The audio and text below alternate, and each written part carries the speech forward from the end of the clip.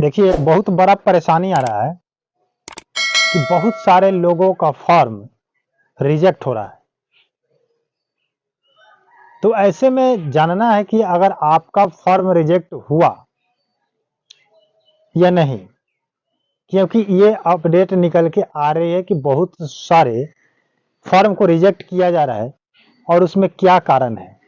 बहुत सारे लोग ऐसे चेक किए हैं, चेक करने के बाद भी उनको कुछ ऐसा प्रॉब्लम दिखाई दे रहा है जिससे उनकी कोई स्टेटस पता नहीं चल रहा है कि मेरा फॉर्म रिजेक्ट हुआ है या नहीं हुआ है। तो ऐसे स्थिति में मैं आपको बताऊंगा कि अगर क्या कुछ जब आप चेक कर रहे हैं उस समय अगर कुछ लिख रहा है तो उसका मतलब क्या हुआ, कि उसके मतलब हुआ कि आपका रिजेक्ट हुआ या नहीं हुआ। और बहुत सारे ऐसे फॉर्म रिजेक्ट हो चुके हैं, वो भी एक गलती के कारण, एक रीजन है। अब मेन रीजन क्या है ये मैं आपको इस वीडियो में बताऊंगा।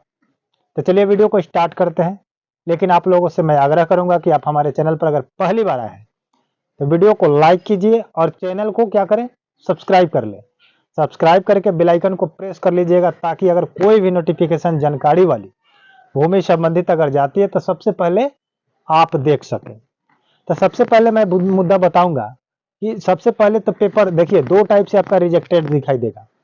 सबसे एक नंबर में आपका क्या हो रहा है कि जितने भी लोग फॉर्म 2 को भरे हैं तो उसमें क्या किए हैं कि सबसे पहले काम किए हैं कि स्वघोषणा भर लिए हैं। ठीक है, स्वघोषणा आप भरे और स्वघोषणा यानी कि प्रपत्र जो आप 2 भरे यानी कि स्वघोषणा सेल्फ डिक्लेरेशन जो आप भरे, उसमें भरने के बाद आप क्या किए, वंशावली लगा दिए। इसमें प्लस करके आप वंशावली लगा दिए। ठीक है, वंशावली लगाने के बाद इसमें आप ना कोई सबूत लगाए हैं, ना कोई साक्ष्य लगाए हैं, न इसमें किसी प्लॉट का जिक्र किए हैं।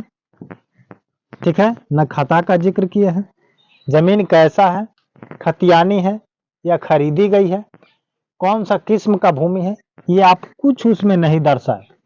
तो वैसे स्थिति में ऐसे फॉर्म को क्या किया जा रहा है, रिजेक्ट कर दिया जा रहा है। ठीक है, तो जितने भी लोग अगर ऐसे फॉर्म को फिलअप किए होंगे, डाले होंगे, तो वैसा फॉर्म उनका रिजेक्ट होगा।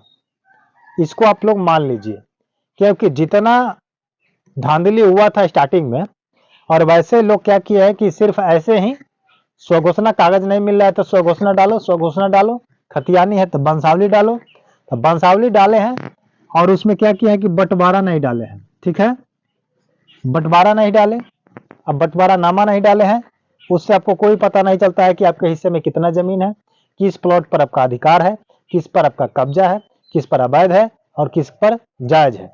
ये कोई क्लियर नहीं हो पा रहा है। ऐसे स्थिति में क्या किया जा रहा है, रिजेक्ट हो जा रहा है। ठीक है, तो जितने भी व्यक्ति अभी ऐसे किए हुए हैं तो उनका तो रिजेक्ट होना ही होना है। और अभी तक अगर कर रहे हैं तो मैं आप लोगों से आग्रह करूंगा कि अभी भी जितने भी लोग केवल स्वघोषणा और वंशावली लगा करके अगर फॉर्म को फिलअप कर रहे हैं तो करना बंद कर दीजिए। क्योंकि आप लगा करके सो जाइएगा और सोने के बाद आप सोचिएगा कि मेरा सर्वे हो जाएगा, मेरा कार्यक्रम हो जाएगा। नहीं होगा जब तक उसमें आप जमीन का कोई भी प्रूफ या प्रमाण अगर नहीं देते हैं, कोई साक्ष्य नहीं देते हैं, तब तक आपका काम नहीं होगा। वो रिजेक्ट होना ही होना है और फिर से आपका भागा दौड़ी चालू होगा। फिर आपको लाइन लगाना पड़ेगा, फिर आपको ऑनलाइन डालना पड़ेगा। अभी ऑनलाइन चल रहा है, बाद में हो सकता है कि ऑनलाइन ना चले तो आपका फॉर्म फिलअप भी नहीं होगा और आप ऐसे ही हाथ मलते रह जाइएगा।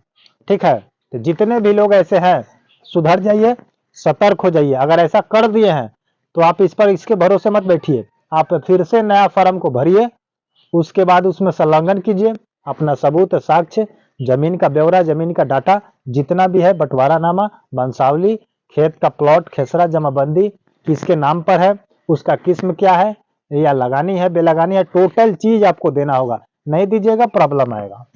उसके बाद सेकंड नंबर में मैं बात करता हूं कि एक और सिलसिला चालू है।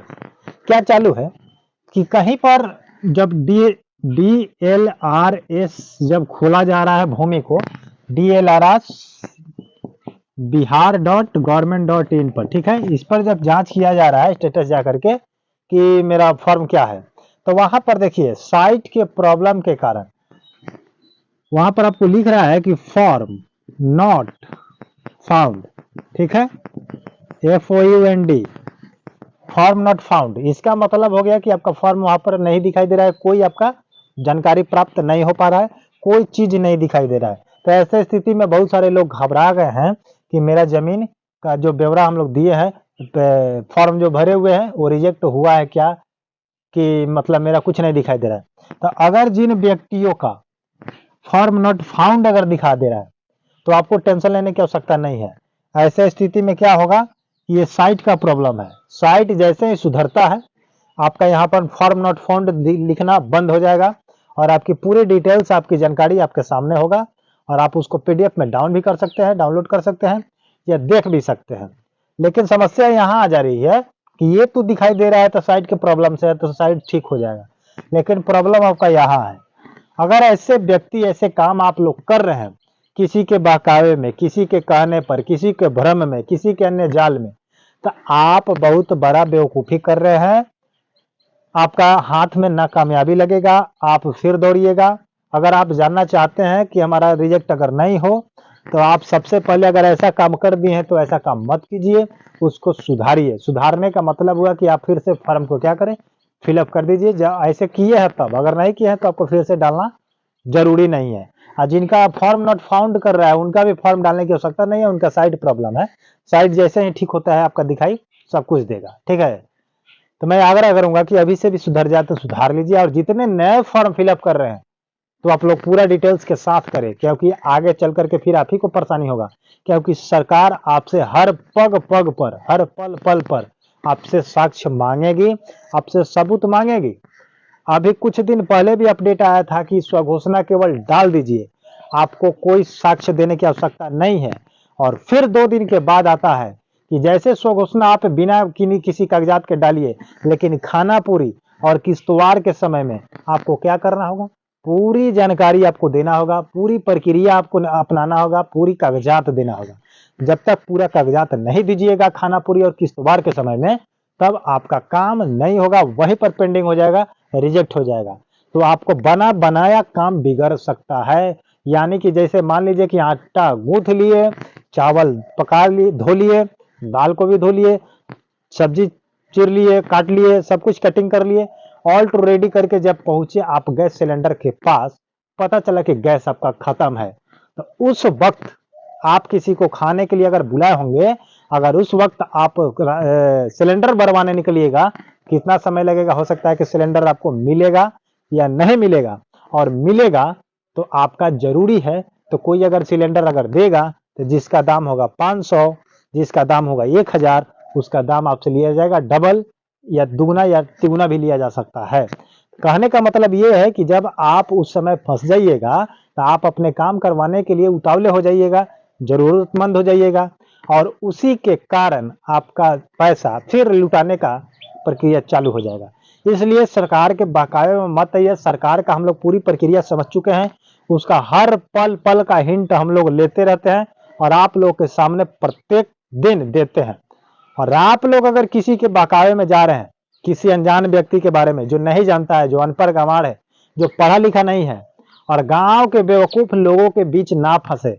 आप अगर जानकारी प्राप्त नहीं हो रहा है तो किसी कानून से पूछिए, कानूनगो से, अमीन से जाकर के पूछिए। वैसा नहीं हो रहा तो आप लोग हमारे कमेंट बॉक्स में पूछिए, किसी अन्य चैनल के माध्यम से पूछिए, किसी से पूछिए।